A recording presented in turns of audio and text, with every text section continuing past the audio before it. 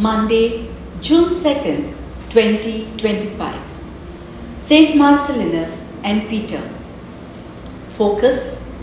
Hearing this, they were baptized in the name of Lord Jesus. The disciples at Ephesus had received only the baptism of John and had not even heard that there is a Holy Spirit.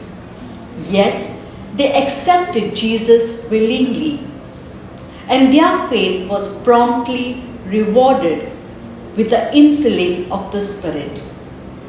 Christ's own disciples, however, were plagued by doubts. There was good reason for this. They had left everything to follow Christ. They wanted to know if they had made the right decision. And here was Christ speaking to them mainly in parables. Naturally, they kept looking for signs and proofs. So when he clearly told them he had come from the Father, it was a huge relief for them.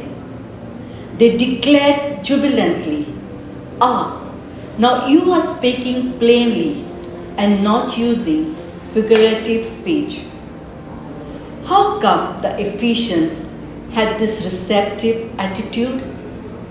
They were geared to believe in the one who was to come after, John.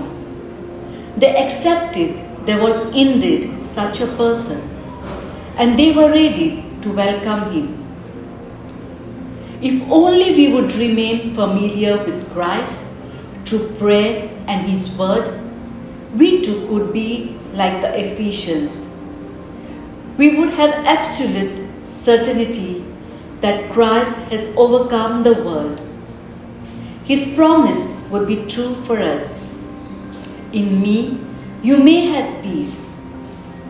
Fruit, in faith, let us leave our baptism and go forth and serve Christ in our neighbor.